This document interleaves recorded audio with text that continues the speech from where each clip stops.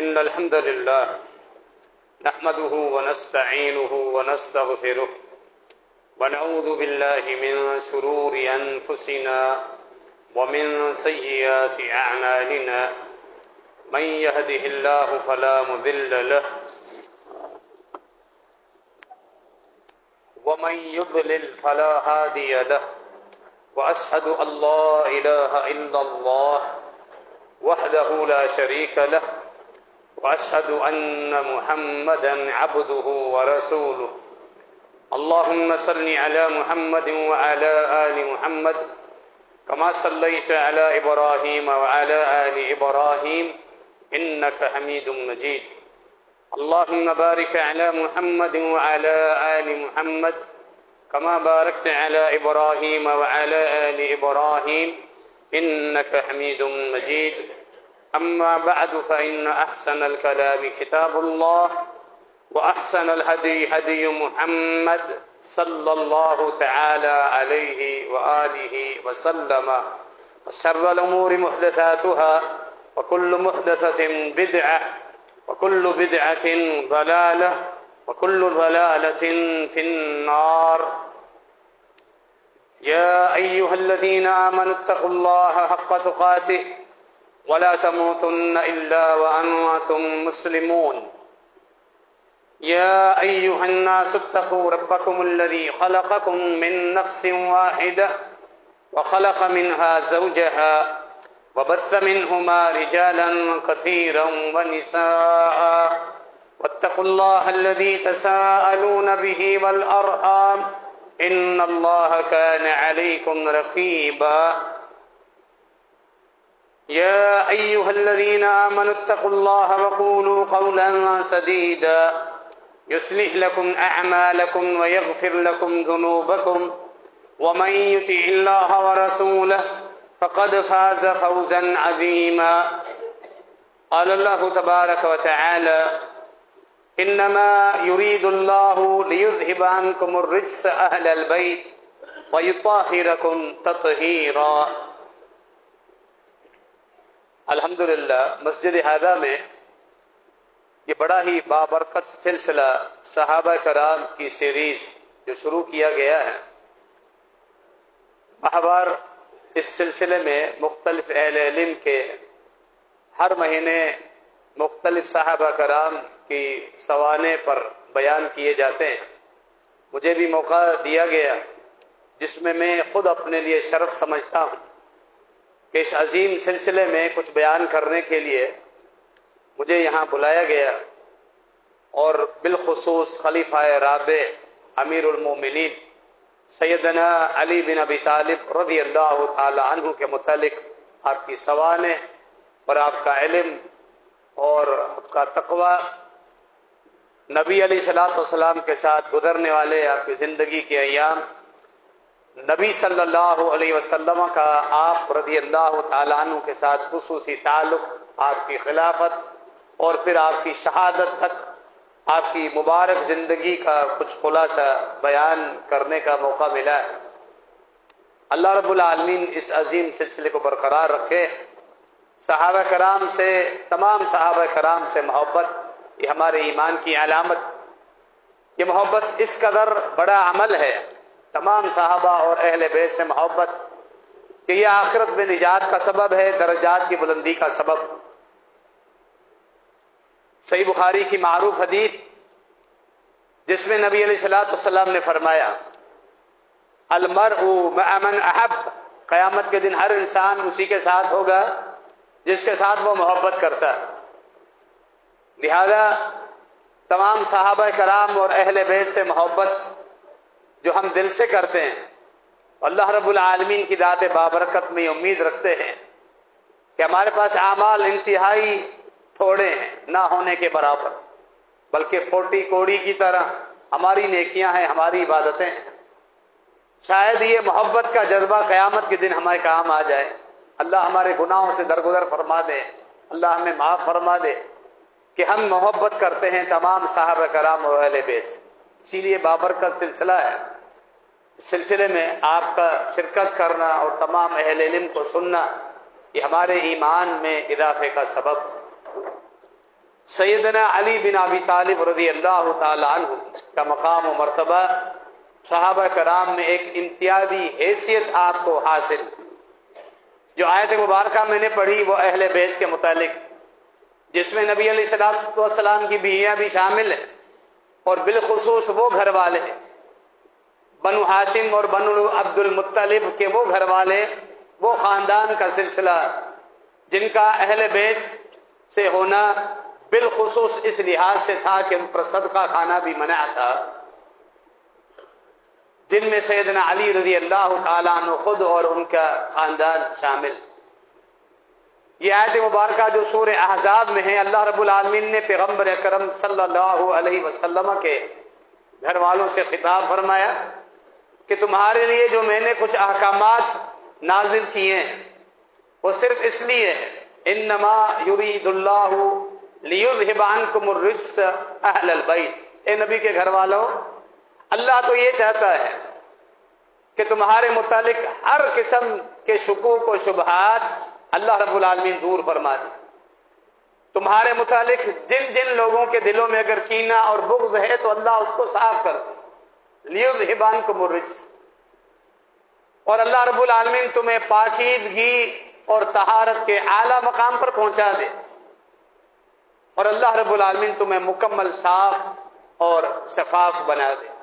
اہل بیت اطہار سیدنا علی رضی اللہ تعالیٰ عنہ، سیدنا حسن، سیدنا حسین اور سیدہ فاطمہ رضی اللہ عنہم اجمعین بالخصوص اس آیت مبارکہ میں شامل۔ آپ صحیح مسلم کی حدیث کھولیں، ہم سب کی والدہ ام المومنین سیدہ عائشہ رضی اللہ عنہا فرماتی ہیں کہ نبی علیہ الصلوۃ والسلام نے ایک دفعہ اپنی ایک چادر میں، آپ ایک اونی چادر لے کر آئے، اور اس چادر میں علی رضی اللہ تعالیٰ عنہ اور نبی علیہ الصلوۃ والسلام کی بیٹی علی رضی اللہ تعالیٰ عنہ کی بیوی فاطمہ رضی اللہ عنہ اور ان دونوں کے بیٹے حسنین کریمین کو اپنے ساتھ چادر میں لپیٹ دی۔ یہ واقعہ بیان کرنے والی کون ہے؟ عائشہ رضی اللہ عنہ، اور محدث کون ہے؟ امام مسلم رحمہ اللہ۔ احادیث میں ہم ایک ایک زاویے پر ہمیں غور کرنا چاہیے۔ جو کچھ لوگ شکوک اور شبہات اور منفی پروپیگنڈا کرتے ہیں، اس حدیث کو آگے بیان کرنے سے پہلے ایک اضافی بات بتا دوں، وہ یہ ہے کہ ہم اہل سنت والجماعت کے افراد کو، نوجوانوں کو، یہ جو پرفتن ماحول پھیل چکا ہے سوشل میڈیا کے ذریعے بالخصوص، ہم میں سے ہر ایک فرد بڑی عمر کا ہو، نوجوان ہو، دیر عمر کا ہو، بچہ ہو، خواتین ہیں، وہ ہم سوشل میڈیا کو ڈائریکٹ استعمال کر رہے ہیں، موبائل فون کے ذریعے روابط ہیں، اور پوری دنیا کے لوگوں کی جو رائے ہیں، جذبات ہیں، وہ ہمارے سامنے آ رہے ہیں۔ اس میں منفی پروپیگنڈا بھی ہمارے سامنے آ رہا ہے۔ آج قلعہ پر خطبہ جمعہ میں بھی میں نے یہی بات عرض کی تھی، ہمیں چاہیے کہ اس طرح کی آنے والی باتیں جب ہمارے سامنے آ جائیں، ہم اہل علم سے رابطہ رکھیں، اور علماء اہل سنت والجماعت سے وہ استفسار کریں، پوچھیں یہ اشکال میرے ذہن میں ہے، اس کا جواب کیا ہے۔ اس سے بھی پہلے بڑی بات کیا ہے کہ ہم خود اہل سنت والجماعت کی جو احادیث ہیں، بنیادی جو احادیث ہیں، ان سے ناواقف ہوتے ہیں کہ فضائل صحابہ کرام کے، اہل بیت کے، ان کی آپس کی محبت، خلفائے ثلاثہ اور خلیفہ رابع، ان چاروں کے آپس کے تعلقات کس قدر عمدہ تھے، خوبصورت تھے، ان کی رشتہ داریاں، یہ ساری چیزیں جو کتب حدیث میں موجود ہیں وہ ہمارے علم میں ہی نہیں۔ علی رضی اللہ تعالیٰ عنہ کا واضح برملا اعتراف تینوں صحابہ کرام کے مقام و مرتبہ کے متعلق صحیح بخاری، صحیح مسلم کی واضح حدیث ہیں۔ تینوں خلفاء کی سیدنا علی رضی اللہ تعالیٰ عنہ سے محبت، بنیادی حدیثیں لکھی پڑی، وہ ہمارے علم میں ہی نہیں ہوتی، ہم تاریخی تبصرے آتے ہیں انہیں دیکھ کر پریشان ہو جاتے۔ عائشہ رضی اللہ عنہا کی میں حدیث بیان کر رہا تھا صحیح مسلم کے حوالے سے، اس چادر میں سب کو لپیٹ دیا، اوپر یہی آیت مبارکہ نبی علیہ الصلوۃ والسلام نے تلاوت پر، ایک آیت مبارکہ ہے وہ الگ واقعہ ہے، یہ اس سے ہٹ کر علیحدہ واقعہ ہے، دو واقعات۔ دونوں واقعے آپ کے سامنے میں بیان کرتا ہوں. وہ صحیح بخاری میں ہے، آیت مباہلہ، اس کی وضاحت کرنے لگا ہوں. اور یہ جو ہے صحیح مسلم کی روایت عائشہ رضی اللہ عنہا روایت کرنے والی ہے. اور پھر نبی علیہ السلام نے یہ آیت مبارکہ پڑھی سورہ الاحزاب کی جو آپ نے سنی، انما یرید اللہ لیذھب عنکم الرجس اہل البیت ویطہرکم تطہیرا. تو یہ کس قدر پاکیزہ ہستیاں اور شخصیات جن کو نبی علیہ السلام نے چادر میں سمیٹ کر اللہ رب العالمین کے قرآن کی یہی آیت سے یہ بھی پتہ چلا عائشہ رضی اللہ عنہا کا اہل بیت سے محبت، ان کی اہل بیت سے محبت، ان کے دل میں سیدنا علی رضی اللہ تعالیٰ عنہ کے متعلق کوئی بغض نہیں. معاذ اللہ اس طرح کا بغض اگر ہوتا جیسا کہ پروپیگنڈا کرنے والے بیان کرتے ہیں تو یہ واقعے کی جو شاہد ہے، آنکھوں دیکھا جو گواہ ہے، صرف عائشہ رضی اللہ عنہ. انہوں نے اس امانت کو چھپایا نہیں، امت تک پہنچایا کہ کوئی بغض نہیں ہے، صرف اللہ نے ان کو دیا ہے، وہ صرف آگے بیان کیا ہے. پھر محدثین نے جہاں باقی صحابہ کرام کے فضائل بیان کیے، امام بخاری، امام مسلم، باقی محدثین، سنن اربعہ کے مصنفین، امام احمد بن حنبل ہو یا امام دارمی تک جتنی بھی اہل السنت والجماعت کے محدثین ائمہ ہیں، سب نے اہل بیت کے فضائل ذکر کیے، کسی کو بغض نہیں. جہاں ابو بکر، عمر اور عثمان کے فضائل محفوظ ہیں، وہاں علی بن ابی طالب، سیدہ فاطمہ رضی اللہ عنہا اور حسنین کریمین کے فضائل بھی محفوظ کی.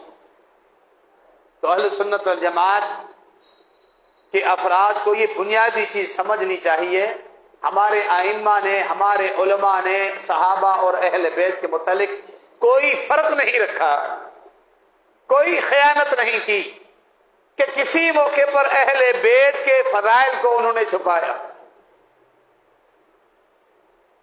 پکا قلعہ میں ہمارے دروس کے سلسلے میں کچھ ایسی احادیث بھی بیان ہم نے کی، انسانی بشری تقاضوں کے تحت ابو بکر اور عمر سے بشری لغزشیں ہوئی، غلطیاں ہوئی، اللہ نے قرآن اتارا، ان کی اصلاح فرمائی. یعنی اگر اہل سنت والجماعت صرف ان صحابہ کرام کے فضائل ہی بیان کرتے، ان سے ہونے والی بشری لغزشیں چھپا دیتے، پھر بھی یہ خیانت. انہوں نے تو وہ بھی بیان کر، سب پورا دین بیان کیا ہے، کسی چیز کو چھپایا نہیں. اس واقعے کے بعد جو صحیح بخاری کا معروف واقعہ ہے آیت مباہلہ سورہ آل عمران میں، جس کے متعلق آیت اتری، فمن حاجک فیہ من بعد ما جاءک من العلم من بعد ما جاءک من الحق فقل تعالوا ندعو ابناءنا وابناءکم ونساءنا ونساءکم وانفسنا وانفسکم ثم نبتہل فنجعل لعنت اللہ علی الکاذبین. بحرین علاقہ ہے جو عیسائیوں کے اس وقت قبضے میں تھا. نبی علیہ السلام کی دعوت پہنچی، یا دعوت قبول کرو یا تو جزیہ دو وگرنہ جہاد کے لیے تیار ہو جاؤ. انہوں نے کہا ہم حق پر ہیں، ہمارے پاس جو انجیل ہے عیسیٰ بن مریم کی تعلیمات صحیح ہے اور ہم حق پر ہیں. آپ جو نبی ہیں صرف عرب کے نبی ہیں، پوری امت کے لیے نبی نہیں. ہمارے اوپر لازم نہیں کہ ہم آپ کی نبوت پر ایمان لے آئیں. اس پر جب حجت مکمل ہوئی، قرآن کی آیت پڑھی گئی، وہ نہ مانے، تو پھر اللہ رب العالمین نے یہ آیت اتاری کہ اب آپ ان سے مباہلہ کرنے کے لیے بحرین کے عیسائی آگے، ان کے علماء جو ان کے راہب تھے، عاقب اور سید دونوں بڑے علماء کا نام تھا، جو اس وقت بحرین کے بڑے پادریوں میں ان کا شمار ہوتا، راہبوں میں مباہلہ ہونے ہی لگا تھا. اس آیت میں کیا حکم ہے؟ ہم اپنے بیٹوں کو لے کر آتے ہیں، اپنی بیٹیوں کو لے کر آتے ہیں اور خود بھی اپنے آپ کو لے کر آتے ہیں. اہل بیت کی فضیلت میں یہ آیت مباہلہ بھی بہت بڑی دلیل، جو صحیح بخاری قرآن کے بعد اہل سنت والجماعت کے ہاں جو سب سے ام الکتاب، سب سے بڑا درجہ اور حیثیت رکھنے والی کتاب. نبی علیہ الصلوۃ والسلام اپنی بیٹیوں کے لیے اپنی بیٹیوں کو لانے کے حکم پر عمل کرتے ہوئے سیدہ فاطمہ رضی اللہ عنہا کو ساتھ لاتے. کیونکہ آپ کی باقی تینوں بیٹیاں فوت ہو چکی، صرف فاطمہ رضی اللہ تعالیٰ، اور بیٹے بچپن میں ہی فوت ہو چکے تھے۔ جب اللہ نے کہا کہ بیٹے بھی لاؤ، نبی علیہ الصلوۃ والسلام اپنے بیٹوں کی حیثیت میں حسنین کریمین کو لے کر آتے، یعنی ان کے ساتھ نبی علیہ الصلوۃ والسلام کا تعلق بیٹوں والا ہی۔ اسی لیے آپ احادیث دیکھیں، حسن اور حسین کو ہمیشہ اپنا بیٹا ہی بلایا، بے شمار حدیث ہمیشہ اپنا بیٹا بلایا۔ اور ہم خود بھی پیش ہوتے ہیں، نبی علیہ الصلوۃ والسلام و انفسنا، اور ہم خود، اس میں علی رضی اللہ تعالیٰ عنہ کو بھی ساتھ ہے، یعنی علی مجھ سے ہے، علی میرا غیر نہیں۔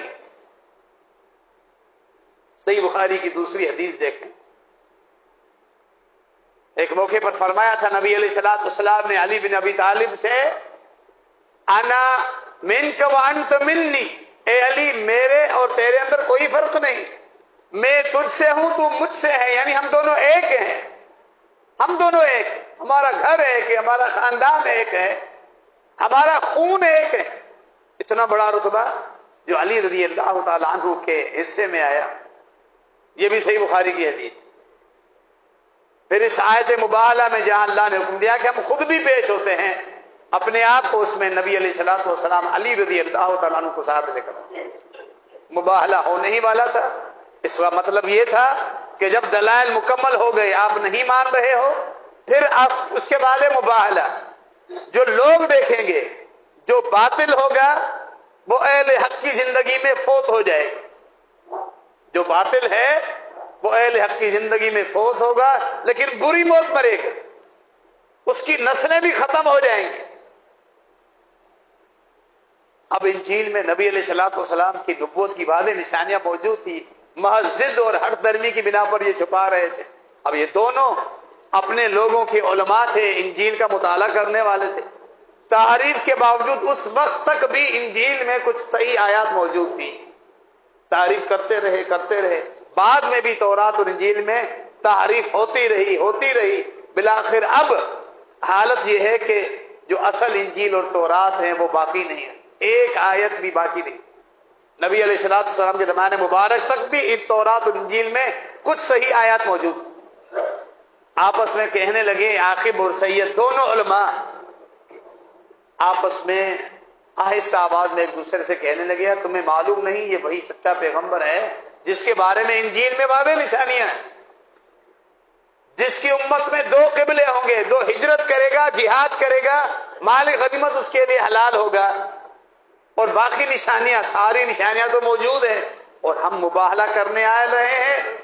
لا نفلح نحن ولا عقبنا ابدا، ہم تو برباد ہو جائیں گے، ہماری نسلیں بھی برباد ہو جائیں گی۔ پاگل تو نہیں؟ انہوں نے مباہلہ سے پہلے اعلان کر دیا ہم مباہلہ نہیں کرتے، ہار مان لیں، ہم جزیہ دینے پر راضی، واپس جاتے ہیں۔ اور پھر بحرین سے ہر سال جزیہ آنا شروع ہو چکا تھا۔ ضمناً ہمیں اس واقعے سے یہ بھی پتہ چلا، امام فتح الباری میں ابن حجر رحم اللہ نے لکھا، اس سے پتہ چلا جو آدمی نبی علیہ الصلوۃ والسلام کو سچا رسول مان لے، محض اسی پر اس کے لیے کامیابی نہیں، کامیابی اس میں ہے کہ آپ کو سچا نبی اور رسول مان لے اور پھر آپ صلی اللہ علیہ وسلم کی دعوت اور آپ کی تعلیمات پر بھی عمل کر، جب کامیابی ملے گی۔ تسلیم تو انہوں نے بھی کر لیا کہ آپ اللہ کے سچے نبی، لیکن انہوں نے بھی نبی علیہ الصلوۃ والسلام کی دعوت اور تعلیمات کو تسلیم نہیں۔ یہ سبق ہے، بہت بڑی بات ہے، بالخصوص اس دور میں ہماری امت کے لیے۔ کتنے ایسے مسلمان ہیں اللہ کے نبی علیہ الصلوۃ والسلام کو نبی اور رسول تسلیم کرتے ہیں، سچے دل سے تسلیم کرتے ہیں، لیکن ان کے ہاں جہالت دیکھیں، جو نبی علیہ الصلوۃ والسلام کی تعلیمات ہیں ان تعلیمات کو اپنانے کے لیے تیار، بنیادی تعلیم عقیدہ توحید کے ہی وہ لوگ دشمن ہیں، تو کامیابی نہیں۔ کامیابی جب ملے گی جب نبی علیہ الصلوۃ والسلام کو نبی اور رسول تسلیم کیا جائے اور آپ کی تعلیمات کو اپنایا جائے، عمل کیا جائے۔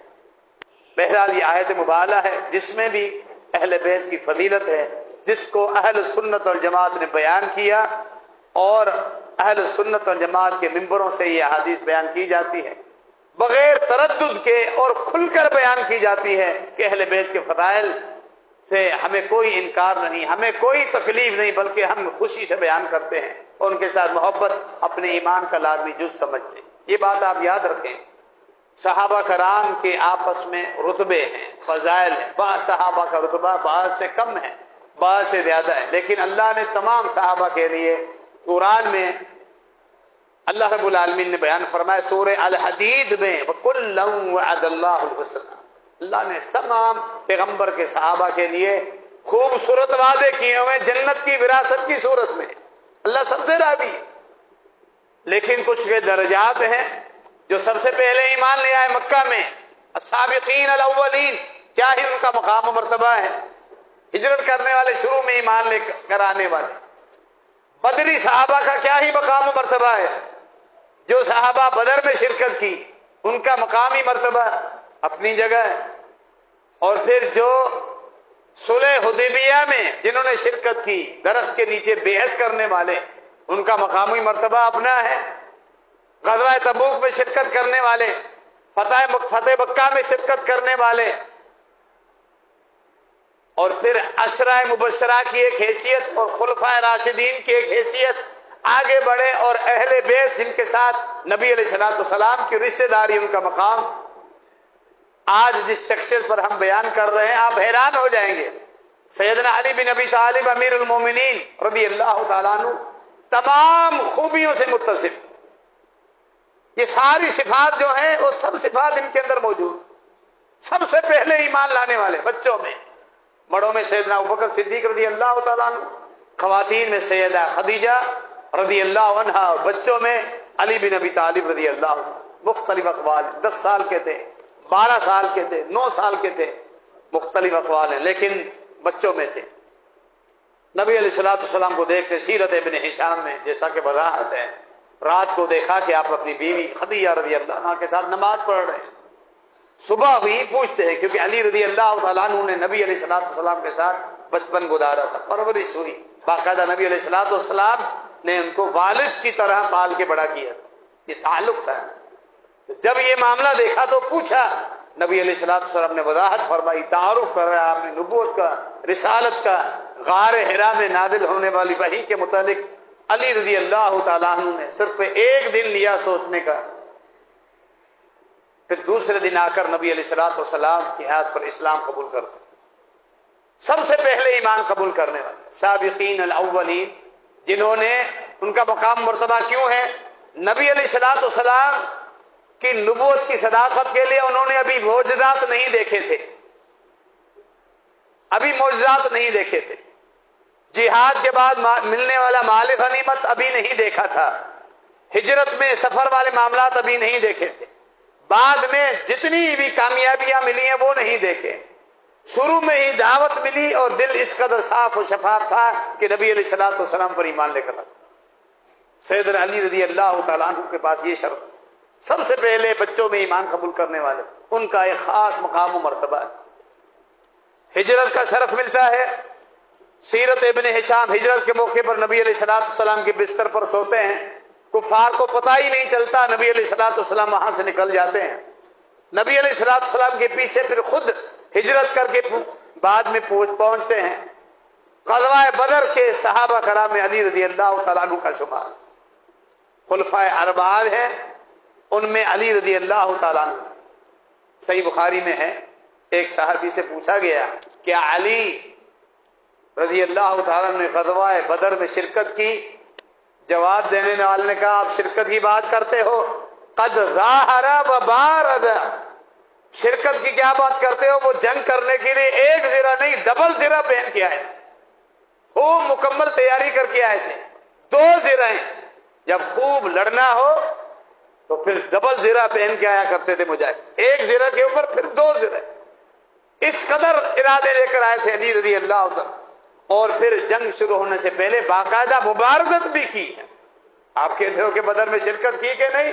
بدری صحابی، بدری صحابہ کی فضیلت کیا ہے باقی صحابہ کے مقابلے میں؟ نبی علیہ الصلوۃ والسلام نے فرمایا، اللہ نے اس دنیاوی آسمان سے جھانکا اس زمین پر، قد اطلع علی اہل بدر، اللہ نے اہل بدر کی طرف دیکھ کے فرمایا، یا اہل بدر، اے بدر کے صحابیو، اعملوا ما شئتم قد غفرت لکم، اس بدر میں شرکت کی بنا پر میں نے تمہارے پچھلے یا مستقبل میں اگر گناہ ہونے ہیں سب معاف کر دیا۔ تم جنتی ہو، پیشگی بخشش ہے تمہارے لیے، جو چاہے کرتے رہو، اعملوا ما شئتم، یہ اللہ کی طرف سے اجازت۔ اللہ نے اجازت بھی ان پاکیزہ ہستیوں کو دی، اللہ کو معلوم تھا اس اجازت کے باوجود وہ اللہ رب العالمین کی حدود سے تجاوز نہیں کریں، اللہ کے شرعی احکامات سے کے مقابلے میں اپنی من مانیاں نہیں کریں۔ وہ بدری صاحب، مبارزت کیا ہے؟ یعنی عرب کا ایک دستور تھا، دونوں فوجیں آپس میں گتھم گتھا ہونے سے پہلے دونوں طرف کے پہلوان آتے تھے، 2 یا 3 پہلوان آتے تھے، یہاں سے بھی 2 یا 3 پہلوان، وہ انفرادی طور پہ آپس میں لڑائی کرتے تھے، کشتی کرتے تھے، جو جس کو قتل کرے۔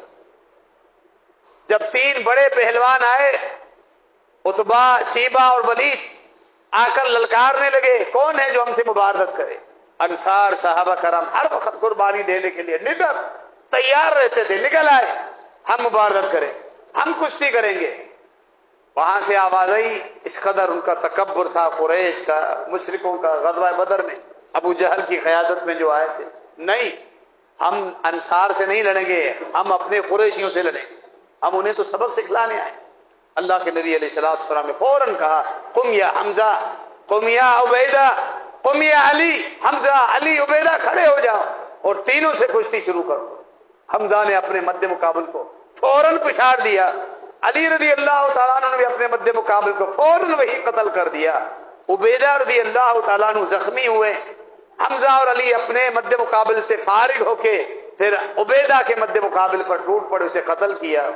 عبیدہ رضی اللہ تعالیٰ عنہ کو پھر پیچھے دھکیل دیا گیا زخمیوں میں، وہ پھر غزوہ بدر میں زخموں کی داب نہ لا سکے، ان کی شہادت ہو گئی۔ یہ مبارزت، اس کے بعد پھر دونوں فوجیں آپس میں گتھم گتھا ہو گئی تھی کہ آپ بدری صحابی سیدنا علی رضی اللہ تعالیٰ عنہ، اسی طرح بدر کی شرکت کے ساتھ غزوہ احد میں بھی شرکت ہے، اور پھر صلح حدیبیہ میں، سورہ الفتح میں صلح حدیبیہ کے موقع پر جب یہ افواہ اٹھی تھی سیدنا عثمان غنی رضی اللہ تعالیٰ عنہ کو شہید کر دیا گیا ہے، نبی علیہ السلام نے اس وقت صحابہ کرام کے ہاتھ پر موت کی بیعت لی کہ اب ان سے لڑنا ہے، چاہے ہم شہید ہو جائیں، ہم قتل ہو جائیں، ان سے اب لڑنا ہے۔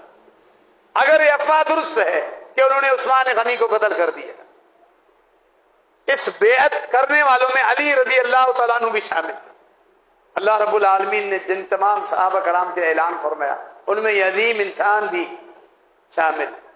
لقد رضی اللہ عن المؤمنین اذ یبایعونک تحت الشجرہ فعلم ما فی قلوبہم، اللہ اے پیغمبر آپ کے ان صحابہ سے راضی ہو چکا ہے، اللہ راضی ہو چکا ہے جنہوں نے درخت کے نیچے آپ کے ہاتھ پر بیعت لی ہے، بیعت کی ہے، اللہ ان سے راضی ہو چکا۔ اللہ نے دیکھ لیا ان کے دلوں میں کیا ہے، اللہ نے ان کے دلوں کی پاکیزگی اور صفائی کا بھی اعلان کیا، ان کے دلوں میں خالص ایمان ہے، کوئی نفاق نہیں، کوئی دنیاوی محبت اور حرص اور لالچ نہیں ہے، جن کے دل صاف و شفاف ہے، اور اللہ رب العالمین نے ان کے اندر سکون اور اطمینان، سکینت، طمانینت نازل فرمائی۔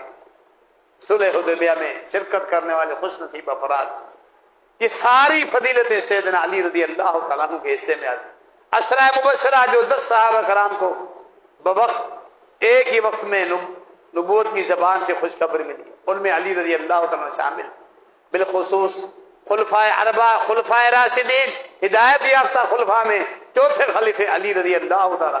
اس کے بعد نبی علیہ السلام کے ساتھ خون کا رشتہ ہے، نبی علیہ السلام کے داماد ہیں، نبی علیہ السلام کے چچا داد بھائی ہیں، نبی علیہ السلام کے ساتھ ایک گہرا تعلق۔ یہ سارے فضائل جن کی وجہ سے صحابہ کرام کے درجات بلند ہوتے ہیں، اللہ رب العالمین نے سیدنا علی رضی اللہ تعالیٰ کو عطا فرمایا۔ تینوں اپنے پہلے خلفاء کے ساتھ ان کی محبت، جنگوں میں شرکت، علی رضی اللہ تعالیٰ عنہ بھی بہادر صحابہ کرام میں ان کا شمار ہوتا تھا۔ وہ بہادر صحابہ کرام جو جنگ کے دوران نبی علیہ السلام کے ساتھ ہی اکثر کھڑے ہوتے تھے۔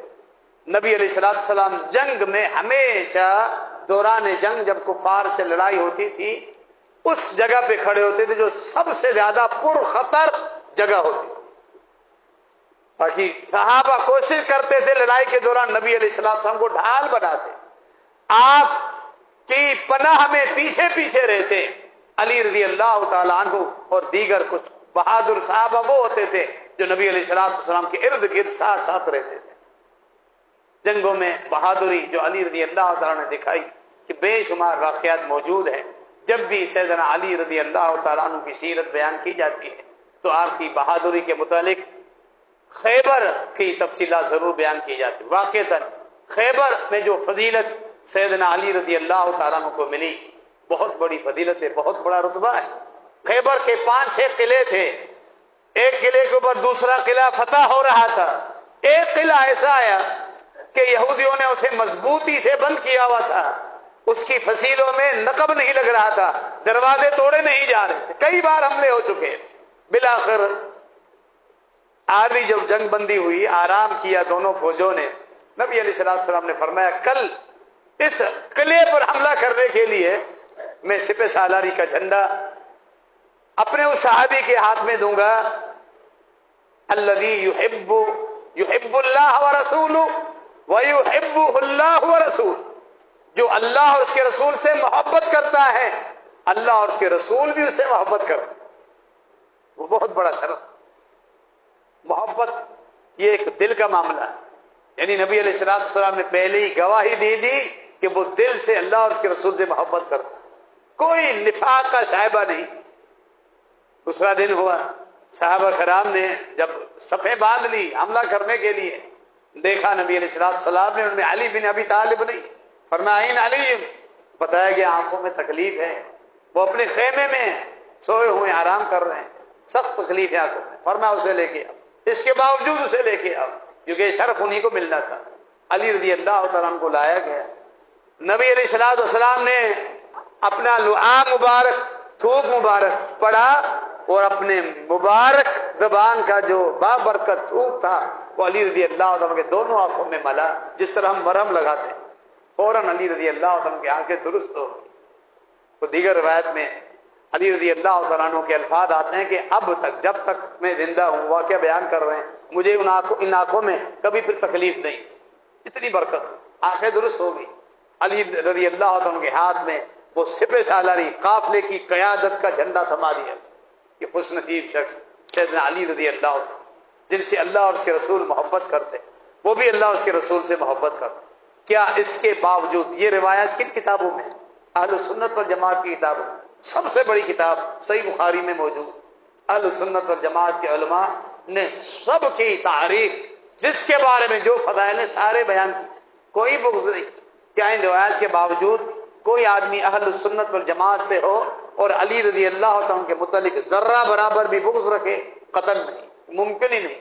اگر ہے تو اپنے ایمان کی اصلاح کر لے, وہ اپنے منہج اور اپنے عقیدے کی اصلاح کرے, وہ اہل سنت والجماعت سے ہٹا ہو. اب ان کو اہل سنت والجماعت یا سنی یا اہل حدیث یا سلفی قطعاً نہیں کہتے جس کے دل میں اہل بیت یا سیدنا علی رضی اللہ عنہ کے دل میں ذرہ برابر بھی بغض. وہ ہمارا ہے ہی نہیں, جو علی کا نہیں, جو اہل بیت کا نہیں. حملہ کرتے وقت جب قلعے سے باہر نکل کر یہودی فوجیں آتی ہیں تو ان میں سے ایک پہلوان باہر نکل کے آتا. اسی طرح مبارزت اور کشتی کے لیے جب مرحب نامی ایک مشہور پہلوان یہودیوں کا آتا ہے, للکارتا ہوا اشعار پڑھتا ہوا آتا ہے علی رضی اللہ تعالیٰ عنہ کے سامنے. نبی علیہ السلام نے روانہ کرتے وقت علی رضی اللہ تعالیٰ عنہ نے فرمایا تھا کہ ہمارا مقصد قتال نہیں, لوگوں کو قتل کرنا اب بھی نہیں. یہ قتال جو اسلام میں جہاد ہے یہ تو رکاوٹ دور کرنے کے لیے, جو اللہ کی توحید کو نافذ ہونے سے رکاوٹ بنتے, اس لیے جہاد ہے. ورنہ اللہ کو, اللہ کے رسول کو, لوگوں کو, کفار کو قتل کرنا مطلوب نہیں تھا, انہیں اللہ کے دین کی طرف لانا مطلوب تھا. قتال تلوار جب اٹھی جب اللہ کے دین کو نافذ عمل ہونے میں ظالم رکاوٹ بن کے سامنے آئے, پھر تلوار چلتی ہے اسلام کی. فرمایا یاد رکھو, اگر پہلے دعوت دو ان کو کہ قلعے پہ جا کر دعوت دو, ایک یہودی بھی, ایک انسان بھی تیری دعوت پر اگر اسلام قبول کر لے, سرخ اونٹ دنیا کی بہترین قیمت مال و متاع سے بڑھ کر اللہ رب العالمین تمہیں اجر و ثواب دے گا اگر تیری دعوت سے کوئی ایک انسان بھی اسلام قبول کر. یہ دعوت دی, اصول سکھلائے, پھر روانہ کر دیا. مرحبا آیا اور اس طرح اترانے لگا, اشعار پڑھنے لگا, متکبرانہ انداز میں مرحب ہوں، شاک صلاح کہ یہودی پورا عرب جو ہے وہ میرے نام سے لرز جاتا ہے، کانپ جاتا ہے، اور میں اسلحے کا خوب استعمال کرنے والا ہوں، بڑا ماہر ہوں۔ علی رضی اللہ تعالیٰ عنہ میں بھی جنگ میں انسان اپنی تعریف کر سکتا ہے دشمن پر رعب ڈالنے کے لیے۔ فرمایا میں علی، انا الذی سمتنی امی حیدرا، میں علی ہوں جس کا نام میری والدہ نے جب میں پیدا ہوا حیدر کرار رکھا تھا۔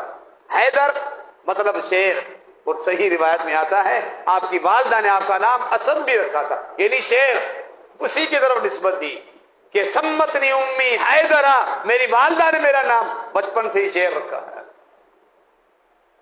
اور میں جب لڑائی کے لیے آتا ہوں کریہ المنظر، اس قدر رعب کے ساتھ آتا ہوں دشمن ڈر جاتا ہے۔ اور اوفل کیل بالسندرا، جب میری تلوار کفار کے اوپر چلتی ہے تو دشمنوں کے لاشوں کی لاشیں ان کے پشتے لگا دیتا ہوں، ان کی لاشیں جمع ہو جاتی۔ یہ کہنا ہی تھا، دشمن کو مزید سنبھلنے کا موقع نہیں دیا، تلوار چلاتے ہیں جھپٹ کے، ان کے سر پہ، مرحب کے سر پہ علی رضی اللہ عنہ کی تلوار لگتی ہے، اس کا سر دو ٹکڑے ہو جاتے ہیں، مرحب وہی ڈیر ہو جاتا ہے۔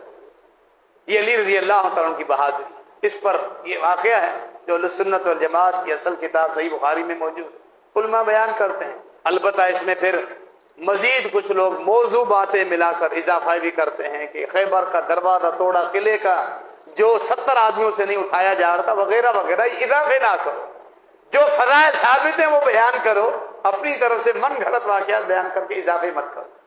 پھر وہ قلعہ فتح ہوتا ہے، نبی علیہ السلام کی پیشن گوئی مکمل ہوتی ہے۔ یہ شرف سیدنا علی رضی اللہ تعالیٰ عنہ کو ملا۔ ایک علمی بات سن لیں، یہاں ایک اشکال بھی ہے، کچھ لوگ یہ بھی کہتے ہیں، یعنی کہ بات کو اصل چیز لینے کے بجائے الٹا پھر وہی باقی صحابہ کرام پہ تعین و تشنیع، اسی واقعے کو لے کر بیان کرتے ہیں۔ اس سے پتہ چلا تمام صحابہ کرام میں محبت کرنے والے اللہ اور اس کے رسول سے صرف علی تھے، باقی کوئی نہیں تھا۔ اشکال آتا ہے نا، باقی کہاں چلے گئے؟ یعنی جو اللہ کے رسول سے محبت کرتا تھا باقیوں کو محبت نہیں تھی۔ یہ ایک علمی بات ہے جو اس کا جواب انتہائی آسان ہے، کوئی مشکل نہیں، بہت آسان جواب۔ یہ اشکال ہم نے دیکھا ہے، سنا ہے، جو اہل باطل ہیں یہی واقعہ بیان کر کے آخر میں یہ بات چشمہ کر دیتے۔ اصول یہ ہے کہ جب کسی کی صفت بیان کی جائے، خوبی بیان کی جائے، اس کا قطعاً مطلب یہ نہیں کہ باقی لوگوں میں یہ خوبی نہیں۔ پھر اللہ رب العالمین نے قرآن میں اپنے انبیاء کا ذکر فرمایا، بعض انبیاء کی خوبیاں بیان فرمائی، انہ کان صدیقا نبیا، وہ صدیق تھے، اللہ کے نبی تھے، معاذ اللہ۔ کیا باقی انبیاء صدیق سچ بولنے والے نہیں تھے؟ یہ مفہوم قطعاً نہیں ہے۔ کسی پیغمبر کے بارے میں فرمایا کہ وہ پاک دامن تھے، کیا باقی انبیاء پاک دامن نہیں تھے؟ خود یہ بحرین کے عیسائی جو جزیہ دینے کے لیے تیار ہوئے، سال پورا ہوا، یہ لوگ آئے کہنے لگے جزیہ لینے کے لیے اپنے صحابہ میں سے امین ترین آدمی کو بھیجنا جو بالکل صحیح معنی میں جزیہ لے کر جائے۔ یہ بھی صحیح بخاری حدیث۔ فرمایا ہاں، میں اپنے ساتھیوں میں سے ایسا امین بھیجوں گا، حق امین، کہ امانت داری کوٹ کوٹ کے بھری ہوئی ہے۔ فرمایا قم یا ابا عبیدہ، ابو عبیدہ بن جراح رضی اللہ تعالیٰ کو روانہ کیا۔ فرمایا میری امت کے اگر کوئی امین ہے وہ ابو عبیدہ بن جراح۔ یہ بے شمار واقعات ملیں گے، اس کا کیا مطلب ہے؟ معاذ اللہ باقی صحابہ امانت دار نہیں تھے؟ ان میں تو پھر علی رضی اللہ تعالیٰ عنہ بھی آ گئے کہ وہ امین نہیں تھے، معاذ اللہ۔ تو یہ قطعاً مطلب نہیں ہے، کچھ لوگ ایسی باتیں بھی کرتے ہیں۔ تو یہ علیحدہ فضائل ہے، ہر صحابی کو نبی علیہ السلام نے مختلف مواقع پر ایسی فضیلتیں دی تاکہ ان کا ایک مقام اور مرتبہ باقی صحابہ کے یہاں مسلم۔ نبی علیہ السلام کا تعلق سیدنا علی رضی اللہ عنہ کے ساتھ جب اپنی بیٹی دی، داماد اور سسر کا رشتے سے جڑ گئے، کتنا عظیم اور بابرکت یہ رشتہ ہے۔ اور پھر ان کے ساتھ محبت، ان کے ہونے والی اولاد کے ساتھ محبت، جب بھی آتے تھے اکثر علی اور فاطمہ کے گھر جاتے تھے ان کی جان کرنے کے لیے، حال احوال معلوم کرنے کے لیے۔ نبی علیہ السلام ایک رات آئے، علی اور فاطمہ میاں بیوی دونوں اپنے بستر پر سونے لگے تھے، رات کا وقت تھا، عشاء کے بعد، صحیح بخاری کی معروف حدیث ہے۔ نبی علیہ السلام اجازت لے کر گھر میں داخل ہوتے ہیں، علی رضی اللہ عنہ فرماتے ہیں کہ ہم دونوں اٹھ کر بیٹھنے لگے، ہم دونوں کو سلا دیا، نہیں آپ لیٹے رہو، اور ہمارے درمیان میں آ کر بیٹھ گئے۔ ہم لیٹے ہی ہوئے تھے، نبی علیہ السلام نے اٹھنے نہیں دیا، اور یوں آلتی پالتی مار کر بیٹھ گئے کہ نبی علیہ السلام کا مبارک پاؤں میرے سینے پہ لگ رہا تھا۔ واقعہ بیان کرتے وقت کہتے ہیں کہ وہ پاؤں مبارک کی سینے پر پاؤں کی ٹھنڈک میں آج تک محسوس کرتا ہوں۔ یہ تو محبت تھی، آج تک اس پاؤں کی ٹھنڈک محسوس کرتا ہوں۔ یہ بھی خوش نصیب تھے جن کو اس عظیم پیغمبر کے پاؤں کی گرمی لگی، پاؤں کی برکتیں محسوس پہنچی، کتنے خوش نصیب تھے، اور میں آج تک ٹھنڈک محسوس کرتا ہوں۔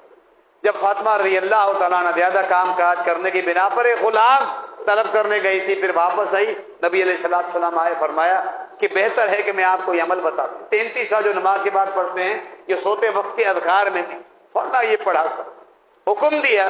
فاطمہ رضی اللہ عنہ اور علی رضی اللہ عنہ دونوں گھر میں پڑھتے رہے۔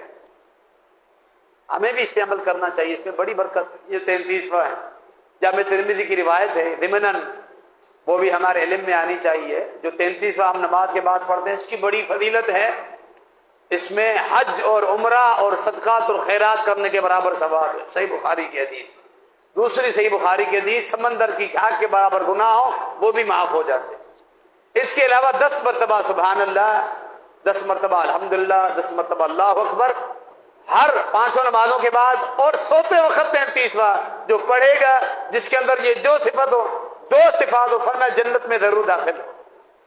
تو یہ سوتے وقت کے اذکار میں بھی شامل ہو جائیں، ہونا چاہیے۔ جو علی رضی اللہ تعالیٰ عنہ اور فاطمہ رضی اللہ عنہ کو حکم دیا، جب علی رضی اللہ تعالیٰ نے واقعہ بیان کیا، فرمایا میں جب سے پڑھنے لگا کوئی ایک رات بھی ایسی نہیں گزری کہ یہ 33واں میں نے پڑھے بغیر سو گیا۔ تو آپ سننے والے نے سنا اور پوچھا، جنگ صفین کا اتنا جو معرکہ ہوا، مسلمانوں کی آپس میں جنگی اور سخت جنگیں تھی، سخت حالات تھے، جس جہاں خارجی بھی ارد و گرد پھر رہے تھے ارد گرد، اور سامنے معاویہ رضی اللہ عنہ کا لشکر بھی تھا، تو جنگ کی نوعیت اپنی جگہ الگ، لیکن کیفیت بڑی کربناک تھی۔ کیا اس کیفیت میں اس رات بھی آپ نے پڑھا؟ فرمایا ولا لیلۃ الصفین، اللہ کی توفیق سے صفین کی رات بھی وہاں اس کھلے میدان میں سویا تھا، لیکن یہ 33واں پڑھنے کے بعد میں سویا، کیونکہ نبی علیہ السلام کی طرف سے دیا ہوا جو تحفہ ہے وہ میں کیسے چھوڑ سکتا ہوں۔ یہ عمل بالحدیث ہے۔ سیدنا علی رضی اللہ تعالیٰ عنہ عمل بالحدیث کے حوالے سے اگر سیرت بیان کریں، بڑی تفصیل۔ نبی علیہ السلام کا تعلق علی رضی اللہ تعالیٰ عنہ کے ساتھ پھر آتے ہیں ایک اور مرتبہ، یہ بھی صحیح بخاری کی حدیث۔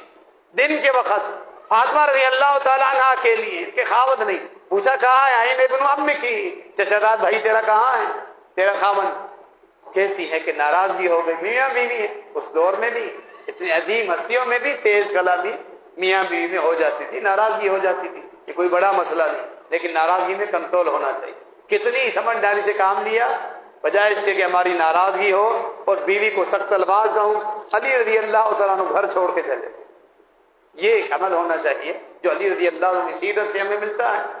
تیش میں آنے کے بجائے، سخت الفاظ کہنے کے بجائے انسان اس وقت گھر چھوڑ کے چلا۔ یا خاتون ایسے کرے، اگر دیکھے کہ میرا خاوند تیش میں آ رہا ہے تو کمرہ چھوڑ کے دوسرے کمرے میں چلی جائے، سامنے کیوں کھڑی؟ بلکہ ہمارے پاس اکثر جو واقعات آتے ہیں طلاق کے، وہ بیوی تیش دلاتی، دیکھ کے دکھاؤں مجھے طلاق، 2 طلاق آزاد کرو، خاوند مرد تو مرد ہے نا، طلاق دے دیتا ہے، پھر دونوں رو رہے ہو۔ تو حالانکہ حالات کی نزاکت میں اپنے آپ پہ کنٹرول کرنا چاہیے۔ نبی علیہ السلام باہر نکلتے ہیں، اپنے ایک صحابی، ایک روایت کے مطابق وہ بلال رضی اللہ عنہ، دیکھو علی کہاں ہے، وہ جانچ کر کے آ کے بتاتا ہے وہ مسجد میں آرام کر رہے، سوئے ہو۔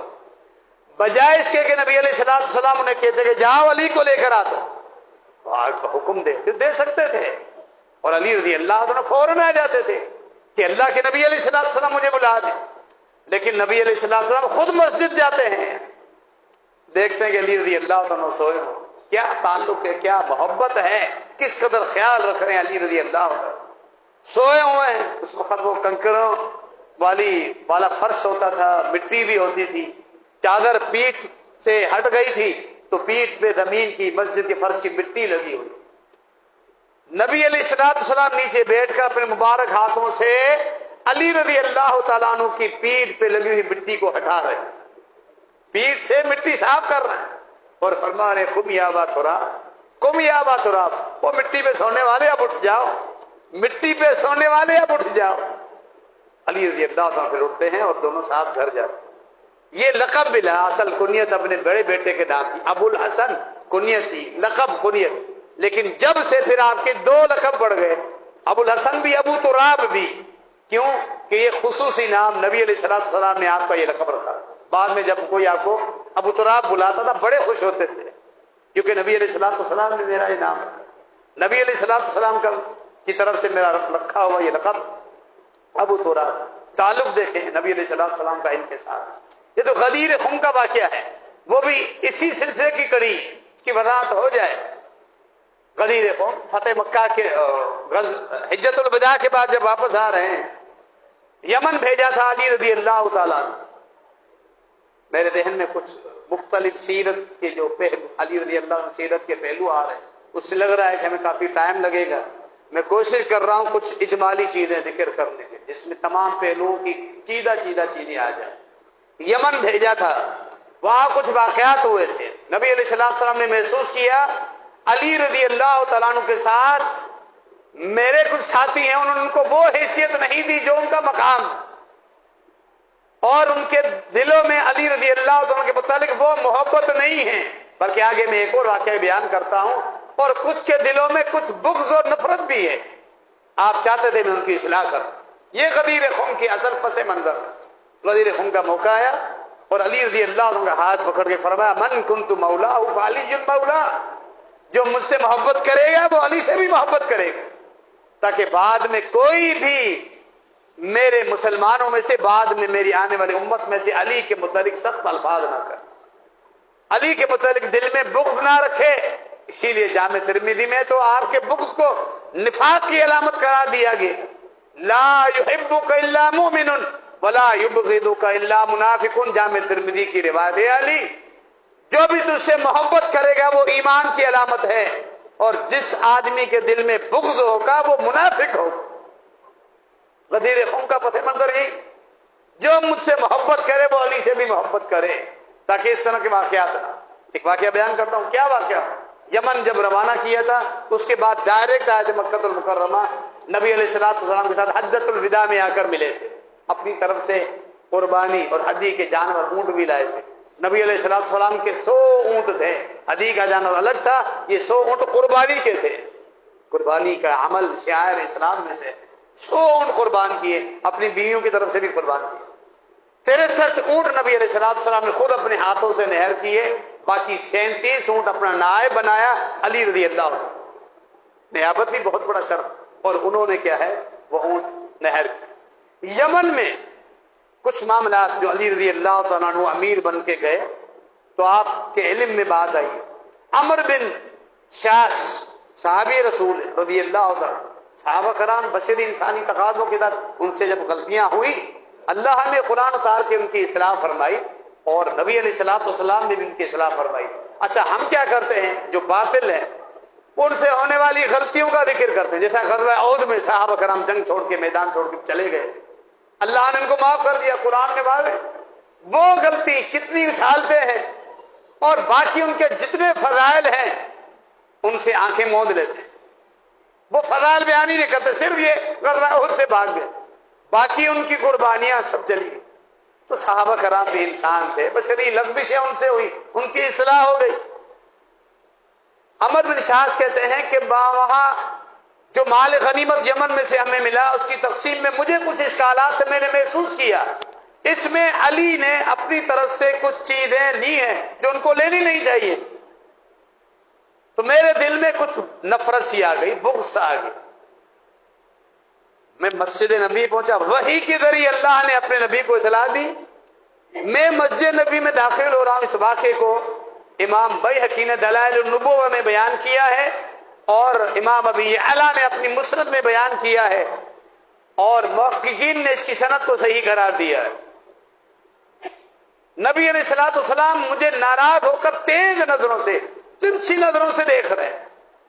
میں سمجھ گیا نبی علیہ السلام میری اصلاح کرنا چاہتے ہیں، میرے اندر کوئی کمی ہے یا مجھ سے کوئی غلطی ہوئی ہے۔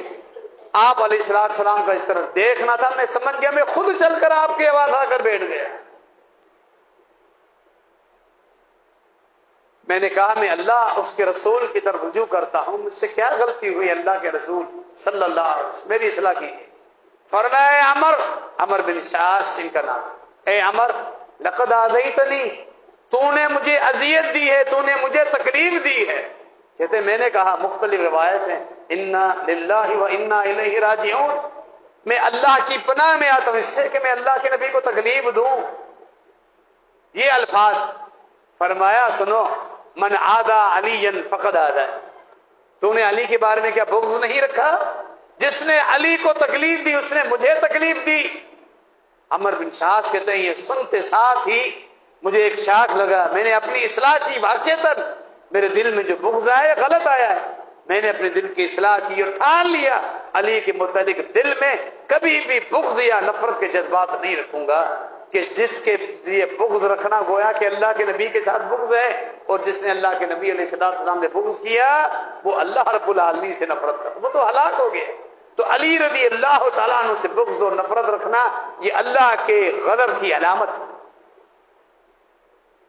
پھر اس لیے ہم نے پڑھا نا، ابو رجا عطاردی واقعہ بیان کرتے ہیں، ابو رجا عطاردی یہ بھی مسند ابی اعلیٰ میں واقعہ ہے، اہل علم اس کی صحیح سند کرا۔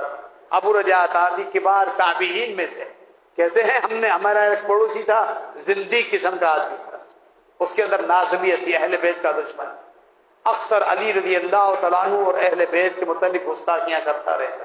ہم اسے سمجھاتے ہیں، ہم اسے سمجھاتے ہیں، بالآخر اللہ کی طرف سے ایک عذاب ہوا، رات کے وقت سویا ہوا تھا، اللہ رب العالمین نے اس کی آنکھوں میں ایسی بیماری ڈال دی کہ وہ صبح اٹھا تو وہ اندھا ہو چکا تھا، اس کی بینائی اللہ نے واپس دے دی۔ یہ واقعہ وہ ابو رجا عطاردی رحمہ اللہ اکثر بیان کرتے تھے، لوگوں اہل بیت کے متعلق اپنی زبانوں کو کنٹرول کرو، لوگوں اہل بیت علی رضی اللہ تعالیٰ عنہ کے گھر والوں کے متعلق اپنی زبانوں پر کنٹرول کریں۔ ہم نے دیکھا اس آدمی کا انجام جو اہل بیت کے متعلق یہ بغض رکھتا تھا، الفاظ کہتا تھا، اللہ نے اسے اندھا کر دیا۔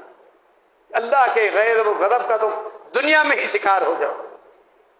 یہ علی رضی اللہ تعالیٰ کا مقام ہے، مرتبہ ہے ان کا اللہ کے نبی علیہ السلام کے پاس، نبی علیہ السلام کی ان کے ساتھ محبت، بے شمار واقعات ہمیں ملتے ہیں۔ علی رضی اللہ تعالیٰ عنہ کا علم، ان کا اللہ کے نبی علیہ السلام کی حدیث کے ساتھ تعلق، جب خلافت ملی، خلافت میں بڑی آزمائشیں آئیں، یہ اللہ کی طرف سے تقدیر میں تھا، فتنے آئے، جنگ جمل ام المومنین سیدہ عائشہ رضی اللہ تعالیٰ عنہ کے ساتھ ہوئی، غلط فہمیاں تھی، اللہ نے تمام صحابہ کرام کی اجتہادی غلطیوں کو معاف کر دیا ہے۔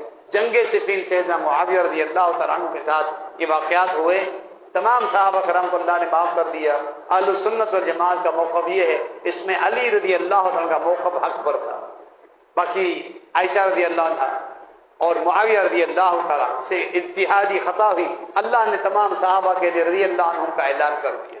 تقدیر میں یہ آزمائشیں آنی تھی، آزمائشیں آئی، صرف یہ دو آزمائشیں نہیں بلکہ جنگ نہروان سن 38 ہجری میں جو خوارج کے ساتھ لگی، بہت بڑی جنگ، یہ ان آزمائش میں بھی گزرے علی رضی اللہ عنہ، اور اس جنگ کی وجہ سے کافی کمزور بھی پڑ چکے تھے، یعنی فوجی طاقت کافی کمزور پڑ چکے، لیکن آخر تک اپنے جذبات اور عزائم ہمیشہ مضبوطی رکھے، خود ان کے عزائم ڈھیلے نہیں پڑے۔ جب خوارج کے ساتھ جنگ کی تو سب سے بڑا خارجی تھا جو امیر تھا، اس کے متعلق نبی علیہ السلام کی پیشن گوئی تھی، یہ پیشن گوئی بھی صحیح بخاری میں موجود ہے، یہ حدیث لازم ہے، اس کو سنیں۔ فرمایا یہ خارجی جب نکلیں گے جب میری امت کے دو مسلمان جماعتیں آپس میں لڑ رہی ہوں گی، اس وقت خارجی لڑیں گے جب میری امت کی دو مسلمان جماعتیں آپس میں لڑیں گے۔ پیشن گوئیاں دیکھیں، خود صحیح بخاری کی حدیث بولیں، فوراً ہم فتویٰ لگا دیتے معاویہ رضی اللہ تعالیٰ پر باغی تھا، معاذ تھا، قاتل تھا، یہ تھا وہ تھا۔ اللہ کے نبی علیہ السلام نے ان کے جو باقی فضائل بیان کی ہیں، یہی حدیث مسلمانوں کی دو جماعتیں ہوں گی، ان کی لڑائی کے درمیان خارجی نکلیں گے۔ پھر یہ یعنی معاویہ رضی اللہ تعالیٰ علی رضی اللہ تعالیٰ کے درمیان مابین جو اختلافات تھے، علی رضی اللہ تعالیٰ ایک محاذ پر یہ جنگ کی، پھر دوسرے محاذ سے خارجی نکل آئے نہروان کے علاقے میں جہاں سے جنگ ہوئی۔ نبی علیہ السلام نے فرمایا جو حق پر ہوگا وہ ان سے لڑائی کرے، علی رضی اللہ تعالیٰ عنہ سے لڑائی کی، یہ واقعاتی علامت ہے علی رضی اللہ تعالیٰ عنہ حق پر تھے۔ اہل سنت والجماعت بربلا بیان کرتے ہیں بغیر جوں چرا کے، بغیر تکلیف کے، ماتھے پہ کوئی شکل بھی نہیں آتی، اور اہل سنت والجماعت کے علماء بیان کرتے ہیں. ہم ان کے متعلق کوئی بغض نہیں، ان کے فضائل اور ان کا مرتبہ بیان کریں گے. جہاں جہاں اہل باطل غلو کریں گے، علی رضی اللہ تعالیٰ کے نام کا سہارا لے کے باقی صحابہ پر طعن و تشنیع کریں گے، وہاں اہل سنت والجماعت پھر تمہارے آڑے آ جائیں. اس کی اجازت نہیں دیں گے. علی رضی اللہ تعالیٰ نے یہ خوشخبری سنائی، اور نبی علیہ السلام نے فرمایا لڑائی کرنے والوں کے لیے اللہ نے بہت بڑا اجر تیار کر کے رکھا ہے. فرمایا نشانی یہ ہے، ان کے اندر ایک آدمی ہوگا جس کا ایک بازو آدھے سے کٹا ہوا ہے، اور وہ اس طرح ہوگا جس طرح خاتون کے پستان ہو، آدھے سے بازو کٹا، صرف یہ گوشت کا حصہ ہو. فرمایا جاؤ اسے تلاش کرو. آپ کے ساتھی جاتے ہیں، تلاش کرتے ہیں. وہ جو لاش تھی، خارجی بڑے متشدد تھے، لڑائی سے بھی نہیں ڈرتے تھے، لڑائی کرنے کے لیے تیار، مر رہے تھے لیکن پیچھے نہیں ہٹ رہے. ان کی تفصیل بھی اپنی جگہ الگ ہے. خطرناک نظریہ. صحابہ کرام پھر سب پہ کفر کے فتوے لگا دی، علی رضی اللہ تعالیٰ پر، خود پر، معاویہ رضی اللہ تعالیٰ پر، سب پر کفر کے فتوے لگائے جا رہے ہیں. بہرحال جب ان سے لڑائی، ان کا خاتمہ. فرمایا جاؤ اس آدمی کو تلاش کر. 2-3 مرتبہ آپ کے ساتھی گئے، ان کی لاشیں ہٹا ہٹا کر دیکھ کر آئے، انہیں نہیں ملی. یقین اتنا تھا. فرمایا کیوں نہیں ملا؟ جب نبی علیہ السلام نے فرمایا وہ آدمی ضرور خود بنفس نفیس اٹھتے ہیں اور پھر جا کے تلاش کرتے ہیں، لاشیں ہٹواتے ہیں. ایک جگہ لاشوں کا ڈھیر ملتا ہے، ہٹاتے ہیں. نیچے سب سے دبی ہوئی لاش ملتی ہے. وہ آدمی مل گیا جس کا ایک بازو کٹا ہوا ہے خاتون کے پستان کی. اللہ اکبر، نعرہ تکبیر کے دیکھنے میں دیکھو نبی علیہ السلام کی پیشن گوئی آج وہ 38 ہجری ہے، پیشن گوئی فرمائی. 11 ہجری میں نبی علیہ السلام کی وفات ہوئی ہے. وہ آنکھوں کے سامنے علی رضی اللہ تعالیٰ نے اپنے ساتھیوں کو دکھائی اور خوشخبری بھی سنائی کہ آپ سب حق پر ہو، آپ کے لیے اجر عظیم. اسی دوران شہادت سے پہلے عبد الرحمن بن ملجم، یہ خود خارجی تھا، یہی جو خارجیوں سے کچھ لوگ بچے تھے، دل میں بغض اسی طرح کا اس ظالم نے رکھا ہوا تھا. نماز فجر میں آ کر جب نماز پڑھ رہے تھے، تیر پھینک کر زخمی کیا، داڑھی مبارک پوری خون آلود ہو چکی تھی. اس واقعے شہادت سے پہلے بہادر اتنے تھے، جنگ میں کسی کو ہمت نہیں کہ آپ کو قتل کر سکتے، سامنے آ کر کسی کو قتل کرنے کی ہمت نہیں تھی. پھر بھی نماز کی حالت میں آپ کو تیر پھینک کر اس ڈرپوک، اس خبیث نے آپ کو شہید کیا. جس طرح عمر بن خطاب رضی اللہ تعالیٰ عنہ کو نماز کی حالت میں شہید کیا گیا.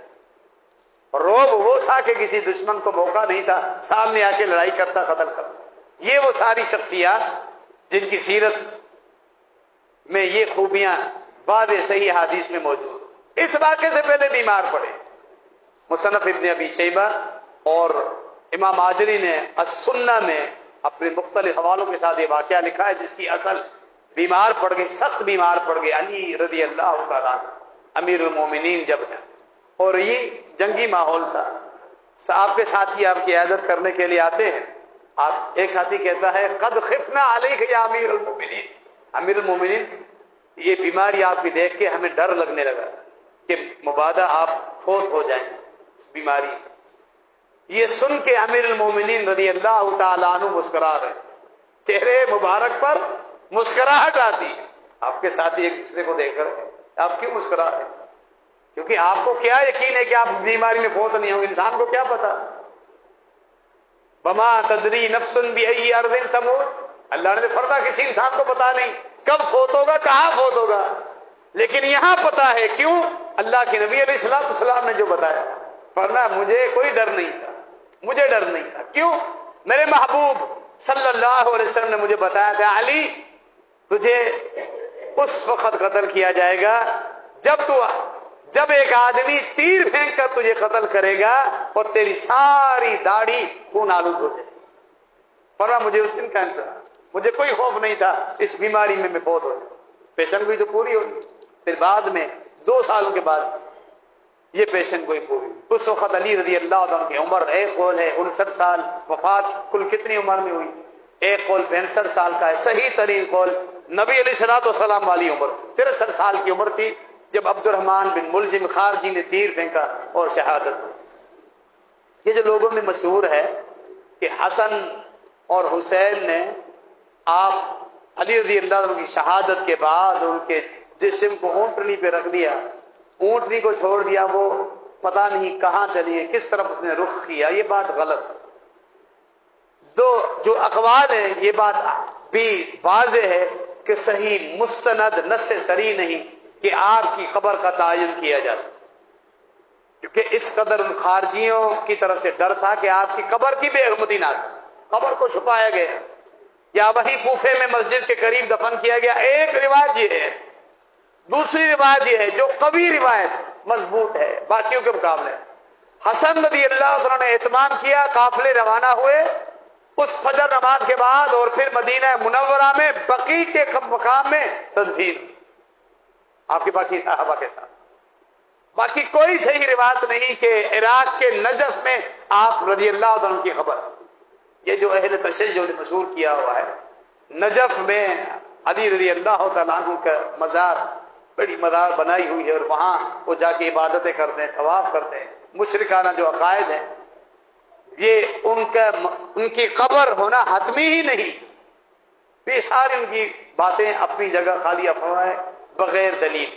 سیدنا علی رضی اللہ عنہ کی سیرت کا وہ بھی پہلو ہے احادیث کے تعلق کے ساتھ، آپ کا علم اور آپ کے فیصلے۔ جب آپ کو نبی علیہ السلام نے یمن کی طرف روانہ کیا تو ایک انسان جب علاقے کا قاضی ہوتا ہے، گورنر ہوتا ہے، تو فیصلے بھی آتے ہیں۔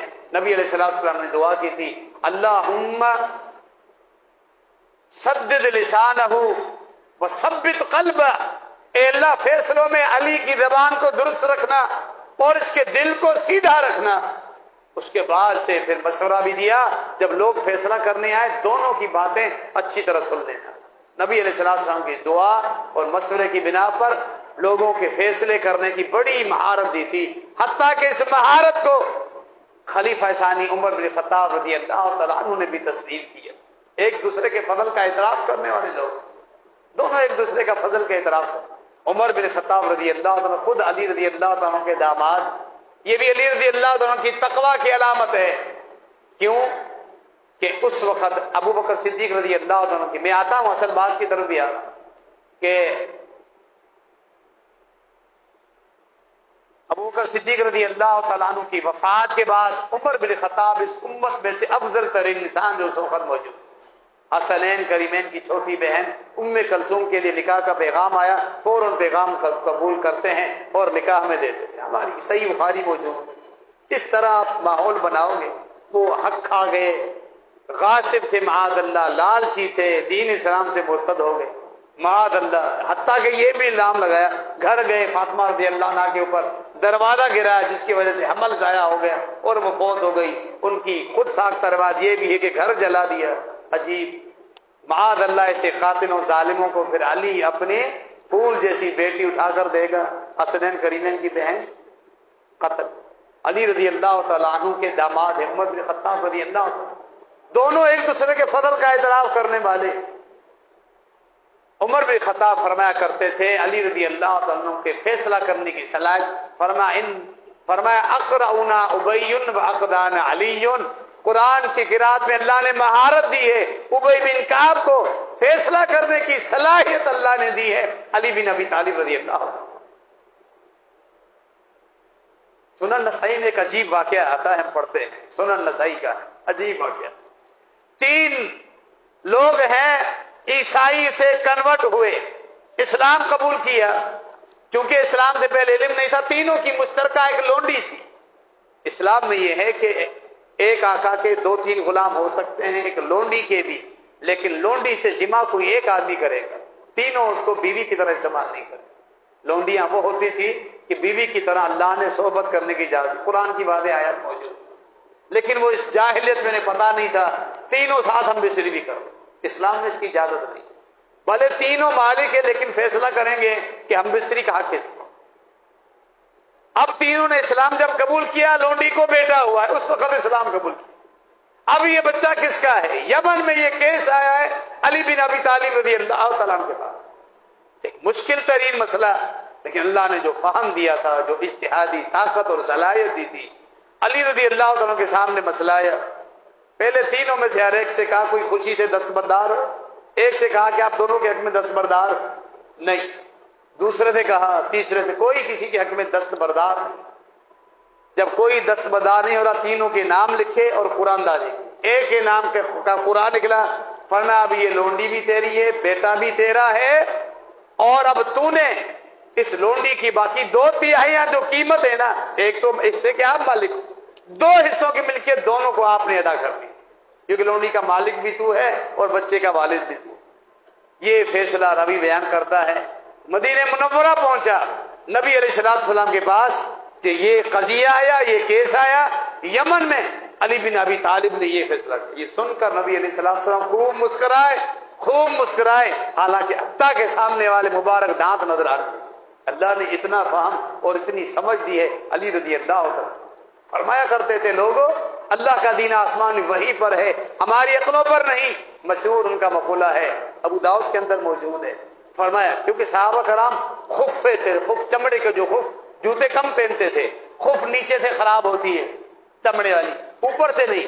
یہ دین ہماری عقلوں پر ہوتا تو ہم تو نیچے مسا کرتے نا، ہاتھ ہم گیلا کرنے کے بعد نیچے لگاتے جہاں مٹی ہے، لیکن نہیں، میں نے نبی علیہ السلام کو دیکھا خفین کے اوپر سے مسا کرتے۔ یہ دین ہماری عقلوں پر نہیں۔ علی رضی اللہ تعالیٰ عنہ فرمایا کرتے تھے، میں اگر کسی پہ حد نافذ کروں اور وہ فوت ہو جائے، مجھے اس کی پرواہ نہیں، اس پہ 80 کوڑے لگاؤں، کمارا ہے، زنا ثابت ہو، یہ صحیح بخاری میں ان کا قول موجود ہے، اور وہ مر جائے، ہمیں اس کی پرواہ نہیں، شرعی حد نافذ ہوئی۔ الا شارب الخمر، ہاں جس پر شراب کی حد ہم نافذ کریں، وہ اگر ہلاک ہو جائے، ہم اپنی طرف سے بیت المال میں سے اس کو دیت دیں گے۔ کیوں کہ شراب کی حد نبی علیہ السلام نے متعین نہیں فرمائی۔ نبی علیہ السلام کے زمانے میں شرابی لوگ آئے، ان پر حد نافذ کیسے ہوئی؟ ہم نے ان کو جوتوں سے اور کپڑے کے پٹ دے کے اس کو ہم نے مارا پیٹا۔ ابوبکر صدیق رضی اللہ تعالیٰ کے زمانے میں مشاورت ہوئی، اندازہ کیا گیا کہ 40 کوڑے ہو، 40 کوڑے طے کیے گئے، ہمارا اجتہاد تھا۔ عمر بن خطاب رضی اللہ تعالیٰ کے دور خلافت میں جب فراوانی آئی تو شراب پینے کے واقعات بھی زیادہ ہونے لگے۔ یہ بھی انسان کی فطرت ہے نا، جب نہیں ہوتا تو سیدھا ہوتا ہے، غریب ہوتا ہے تو بڑا نیک، مال زیادہ آتا ہے تو سرکشی بن جاتی ہے، عیاشیاں کرنا شروع کر دیتا ہے۔ یہ بھی اللہ کی حکمت ہے، اللہ اسی لیے تھوڑا تھوڑا ہمیں دیتا ہے نا۔ اللہ دیکھتا ہے اس کو میں جھونیاں بھر بھر کے دے دوں، یہ سرکش بن جائے گا، مجھے بھلا دے گا، انسان اتنا ظالم۔ تو یہ کیسے سے زیادہ آنے لگے۔ عمر بن خطاب رضی اللہ تعالیٰ نے اجتہاد کیا، مشاورت بلائی، 80 کوڑے، فرمایا اسی لیے میں 40 کوڑے لگاؤں یا 80 کوڑے، مر جائے گا بیت المال سے اس کی دیت ادا کریں گے، کیونکہ یہ شریعت میں اس کا تعین نہیں ہے، تعین ہم نے خود کیا ہے۔ انسانی اجتہاد اور آسمانی وحی میں فرق ہے، یہ سبق دیا ہے علی بن ابی طالب رضی اللہ عنہ۔ جو آسمان سے وحی آئی وہ دین ہے، وہ دین نافذ کرتے وقت مر جائے کوئی دیت نہیں، ہمارا اجتہاد تو اس میں خطا بھی ہو سکتی۔ علی رضی اللہ تعالی عنہ کو نبی علیہ السلام نے روانہ کیا۔ حاطب بن ابی بلتع رضی اللہ تعالی عنہ نے خط لکھ کر مکے والوں کو آگاہ کرنے کی کوشش کی تھی، خاتون کے ذریعے، جاؤ خط لے کر آؤ، وہاں آپ کو ایک خط ملے گا، روضہ خاک ایک جگہ ہے۔ علی رضی اللہ تعالیٰ عنہ، ابو مرثد غنوی، زبیر بن عوام، تینوں اپنے گھوڑوں کو دوڑاتے ہوئے جاتے ہیں، خاتون روضہ خاک پر ملتی ہے، کہا جاتا ہے خط دے دو، خاتون کو پیسوں کا لالچ تھا، میرے پاس کوئی خط نہیں، یہ صحیح بخاری کا ورد ہے۔ علی رضی اللہ عنہ نے دونوں ساتھ میں کہا کہ تلاشی لو، سامان کی اچھی طرح تلاشی لی گئی، خط نہیں تھا۔ دونوں نے کہا علی خط تو نہیں ہے۔ علی رضی اللہ عنہ نے فرمایا ما کذب رسول اللہ صلی اللہ علیہ وسلم، یہ کیسے ممکن ہے؟ اللہ کے نبی علیہ السلام نے ہمیں بھیجا ہے، روضہ خاک پر پہنچو، تمہیں سواری پر بیٹھی ایک عورت ملے گی، اس کے پاس خط ہوگا، یہ کیسے ممکن ہے ہمیں وہ خاتون ملے اس کے پاس خط نہ ہو؟ خاتون کو دھمکی دی، اب اگر تم نے خط نہیں دیا ہم تمہیں کپڑوں سے بھی مجرد کر سکتے۔ خاتون نے دیکھا اب یہ نہیں چھوڑیں گے، اپنی چٹیاں کھولی، بال کھولے اور خط اٹھا گئے۔ یہ حدیث پر اعتماد، امانت داری ایسی، اس خط کو کھول کے پڑھا نہیں، اللہ کے نبی علیہ السلام کا یہ خط کو مٹھی میں رکھا، اسی حالت میں آ کے نبی علیہ السلام کے حوالے کر۔ علی رضی اللہ عنہ کا تقویٰ، اللہ کے نبی علیہ السلام کے تعلق، تینوں اپنے خلفاء کی اطاعت فرما برداری کی بے شمار روایت موجود ہے۔ ابوبکر صدیق رضی اللہ عنہ کے ہاتھ پر بیعت کی، اعلان فرمایا، صحیح بخاری میں آپ کے الفاظ موجود ہیں، اے ابوبکر اللہ نے آپ کو جو فضل دیا ہے، یہ جو شرف دیا ہے، یہ جو خلافت دیے ہیں، वलम ननफस, हमें जर्रा बराबर हसद नहीं। अपनी असल किताबें पढ़ें, गैरों का प्रोपेगेंडा आता है आप परेशान हो जाते हैं। अपनी असल किताबें पढ़ें, उलमा से पूछें अली रज़ी अल्लाह अन्हु का ताल्लुक तीनों खुलफा के साथ क्या था। इसी तरह उमर बिन खत्ताब रज़ी अल्लाह तआला अन्हु, सही बुखारी में इशारा है, अबू दाऊद में तफसील है, एक ज़हनी तवाज़ुन खत्म हो चुका है खातून का, शादीशुदा थी, जिना का इतराफ करके अमीरुल मोमिनीन के दरबार में आई है, फरमाते हुक्म देते हैं इतराफ कर रही है जिना का, जाके रजम कर दो। लोग लेकर जा रहे रजम करने के लिए, अली रज़ी अल्लाह तआला के इल्म में बात आती है, इनको रोकते हैं, इसका ज़हनी तवाज़ुन दुरुस्त नहीं, मजनूना है, और इस पे हद नाफिज करने लगे और रुक जाओ। उमर बिन खत्ताब रज़ी अल्लाह तआला अन्हु के पास आते हैं, अल्फाज कहते हैं, अबू दाऊद में मौजूद है, या अमीर अल मोमिनीन, ये अली रज़ी अल्लाह तआला का इतराफ है उमर बिन खत्ताब रज़ी अल्लाह, ए अमीर अल मोमिनीन, क्या आपके इल्म में ये हदीस नहीं आई, नबी अलैहिस्सलाम की हदीस कि 3 किस्म के लोगों पर शरई हुदूद नाफिज नहीं होती, अनिन नाइम हत्ता यस्तयक़िज़, अनिन सबी हत्ता यहतलिम, वानिल मजनूनी हत्ता युफीक, फरमाया मजनू आदमी जब तक उसका ज़हनी तवाज़ुन दुरुस्त नहीं, उस पर हद नाफिज नहीं। बच्चों पर भी हद नाफिज नहीं, नींद में सोए इंसान से गलती हो जाए उस पर हद नाफिज नहीं, ये मजनूना है। उमर बिन खत्ताब रज़ी अल्लाह तआला ने कोई जिद नहीं की कि उमर का फैसला रद्द हो रहा है, कोई अनाद नहीं था, कोई हिम्मत नहीं। अल्लाह के नबी अलैहिस्सलाम हदीस के मुकाबले फौरन अपना फैसला वापस करते हैं और अल्लाह का शुक्र अदा करते हैं कि अली रज़ी अल्लाह तआला ने बर वक्त मेरी इस्लाह की और मुझसे एक बड़ा जुल्म हो जाता, इस हदीस की बरकत से भी बच गए। वक्त का दामन अब तंग हो रहा है, बेशुमार पहलू है अली रज़ी अल्लाह तआला की सीरत के हवाले से बयान करने के, आपने इशारों में दर्स में सुन लिया। तीनों खुलफा के साथ बड़ी मोहब्बत थी, तीनों खुलफा अली रज़ी अल्लाह तआला से बड़ी मोहब्बत करते थे, उनके आपस में कोई इख्तलाफात नहीं थे। ये तसव्वुर पेश किया जाता है बातिल लोगों की तरफ से, बाकायदा सियासी जमातों की तरह अलग जमातें थी, धड़ेबाजियाँ थी, कुछ भी ऐसा नहीं है। अल्लाह रब्बुल आलमीन तमाम सहाबा कराम, तमाम अहले बैत, अली रज़ी अल्लाह तआला के समेत सबके साथ हमें खूब मोहब्बत करने की तौफीक अता फरमाए, उनके नक्शे कदम पर चलने की तौफीक अता फरमाए। आमीन। वमा अलैना इल्लल बलाग।